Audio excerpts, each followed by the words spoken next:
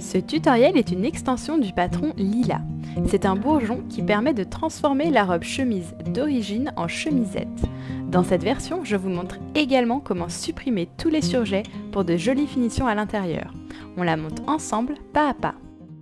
Pour réaliser cette chemisette, il vous faudra le patron de Lila, une popeline de coton ou un satin de coton léger comme celui de chez Atelier 27 France sur lequel j'ai craqué.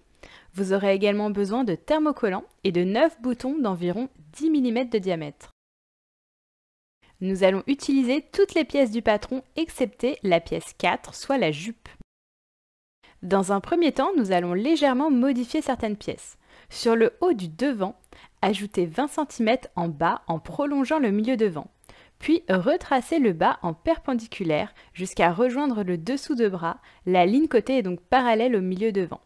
Enfin, ajoutez 5 mm sur le côté et l'emmanchure. Sur le patron de la patte de boutonnage, retirez plusieurs centimètres en bas, de telle sorte qu'elle mesure la même longueur que le milieu devant du haut devant.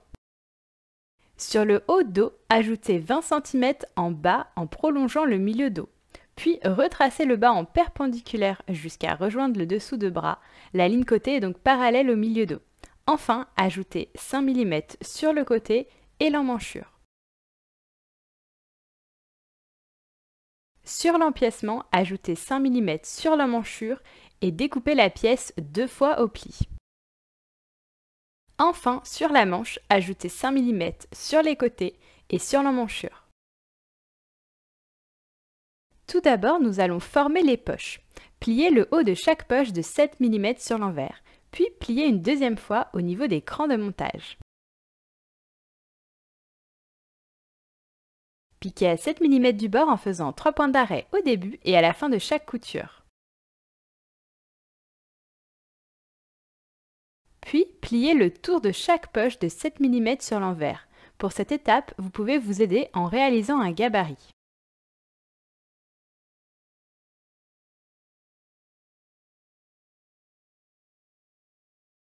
Et grâce au repère, placez une poche sur chaque haut devant et épinglez.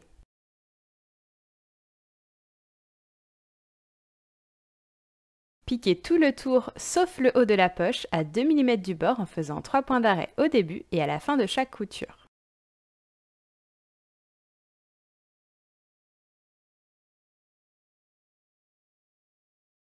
Ensuite, nous allons préparer le buste. Au niveau du haut des bustes devant, piquez 2 fils de fronce de 5 mm de longueur de point. Piquez un premier fil à 5 mm du bord, puis un second à 6 mm du bord sans faire de point d'arrêt ni au début ni à la fin des coutures.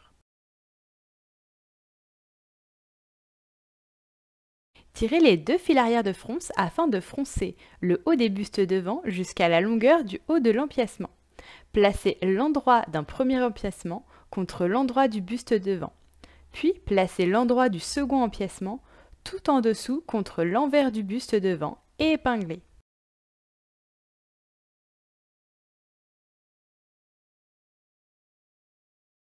Piquez à 7 mm du bord en faisant 3 points d'arrêt au début et à la fin de chaque couture. Et repassez les coutures avec l'empiècement vers le haut. Puis, au niveau du haut dos, piquez 2 fils de fronce de 5 mm de longueur de point. Piquez un premier fil à 5 mm du bord, puis un second à 6 mm du bord sans faire de point d'arrêt ni au début ni à la fin des coutures.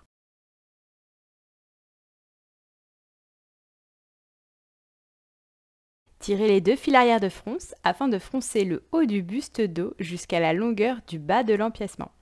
Puis placez l'endroit du buste devant contre l'endroit de l'empiècement extérieur et épinglez.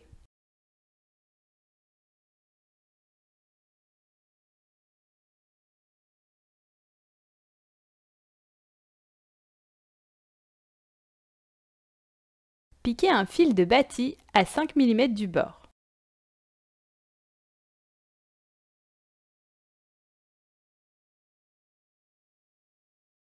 Puis, faire rouler le bas du buste afin de former un boudin pour placer l'endroit de l'empiècement intérieur libre contre l'envers du buste dos et épingler.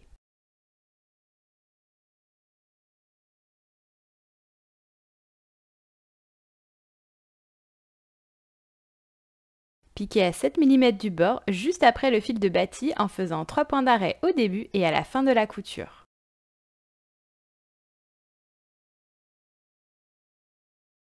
Retournez le boudin.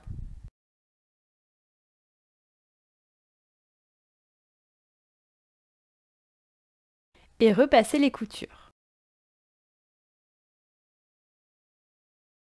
Maintenant, nous allons réaliser les pattes de boutonnage. Après avoir thermocollé la moitié des pattes, les plier en deux au fer à repasser et plier de 7 mm sur l'envers le bord non thermocollé.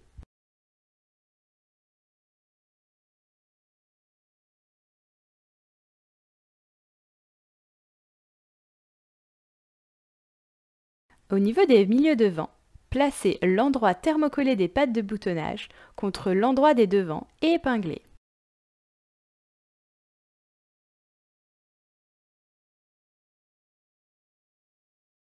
Piquez à 7 mm du bord en faisant 3 points d'arrêt au début et à la fin de chaque couture.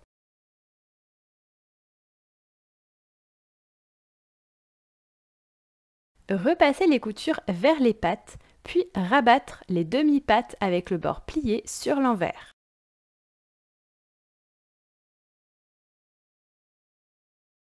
Épinglez les pattes rabattues bien à plat sur l'envers en couvrant la première piqûre.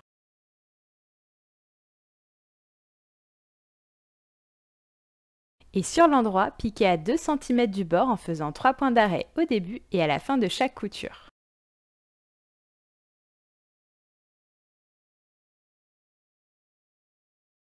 À présent, nous allons former le col. Après avoir thermocollé un tombant et un pied de colle, placez les deux tombants de colle endroit contre endroit et épinglez tout le tour excepté le bas. Piquez à 7 mm du bord en faisant 3 points d'arrêt au début et à la fin de la couture.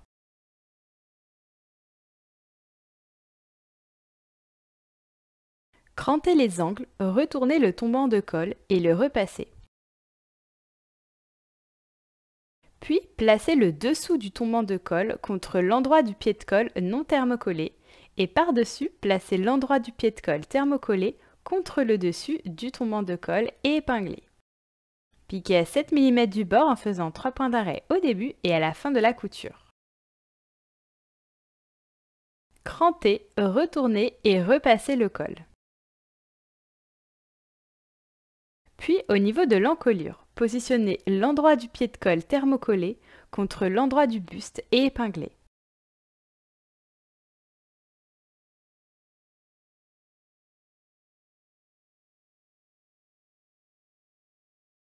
Piquez à 7 mm du bord en faisant 3 points d'arrêt au début et à la fin de la couture.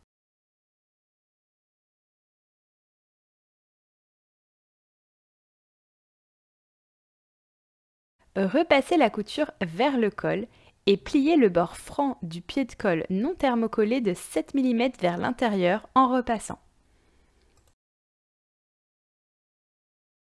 Rabattre le pied de colle à cheval par-dessus l'encolure du buste comme un biais et épingler.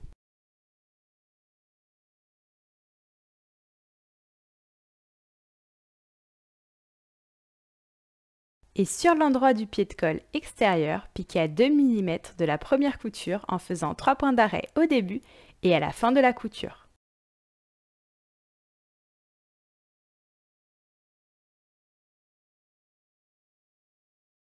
Ensuite, nous allons assembler les côtés par des coutures anglaises. Placez l'envers du buste devant contre l'envers du buste dos et épinglez les côtés. Piquez à 5 mm du bord en faisant 3 points d'arrêt au début et à la fin de chaque couture. Repassez les coutures ouvertes, puis pliez la couture endroit contre endroit en repassant. Piquez à 7 mm du bord en faisant 3 points d'arrêt au début et à la fin de chaque couture. Et repassez les coutures anglaises vers le dos. Maintenant, nous allons fermer les manches par des coutures anglaises également. Pliez les manches envers contre envers et épinglez les côtés. Piquez à 5 mm du bord en faisant 3 points d'arrêt au début et à la fin de chaque couture. Repassez les coutures ouvertes, puis pliez la couture endroit contre endroit en repassant. Piquez à 7 mm du bord en faisant 3 points d'arrêt au début et à la fin de chaque couture. Et repassez les coutures anglaises vers le dos. À présent, nous allons assembler les poignets. Pliez en deux les 4 poignets endroit contre endroit et épinglez les petits côtés. Piquez à 7 mm du bord en faisant 3 points d'arrêt au début et à la fin de chaque couture. Et repassez les coutures ouvertes.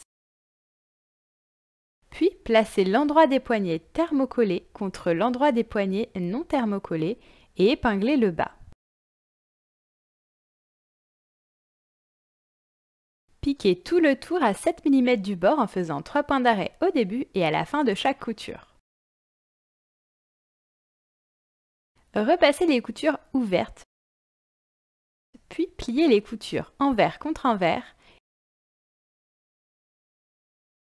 et pliez le bord franc non thermocollé de 7 mm vers l'intérieur. Puis, sur le bas des manches, placez l'endroit des poignets thermocollés contre l'endroit des manches et épinglez.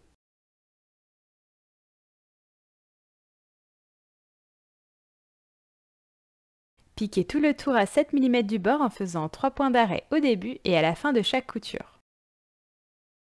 Repassez les coutures vers les poignets, puis rabattre les demi-poignets avec le bord plié sur l'envers. Épinglez les poignets rabattus bien à plat sur l'envers en couvrant la première piqûre. Et sur l'endroit, piquez tout le tour du poignet à 2 mm de la première piqûre en faisant 3 points d'arrêt au début et à la fin de chaque couture. Ensuite, nous allons assembler les manches au buste par des coutures anglaises. Au niveau de l'emmanchure, placez l'envers de la manche contre l'envers du buste, faire correspondre les lignes côté, puis l'écran de montage des emmanchures et répartir l'embu sur la tête de manche, le tout en épinglant.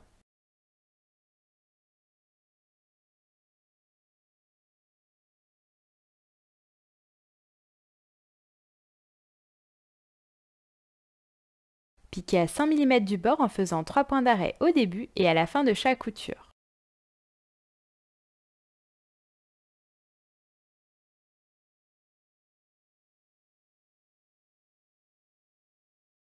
Repassez les coutures ouvertes, puis pliez la couture endroit contre endroit en repassant. Piquez à 7 mm du bord en faisant 3 points d'arrêt au début et à la fin de chaque couture.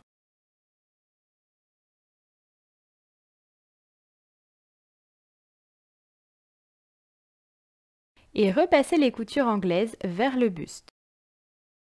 Dernière étape, nous allons réaliser les finitions. Dans un premier temps, en bas de la chemisette, pliez une première fois le tissu de 1 cm vers l'intérieur en repassant, puis pliez à nouveau de 1 cm en repassant également. Et sur l'endroit, piquez à 7 mm du bord en faisant 3 points d'arrêt au début et à la fin de la couture.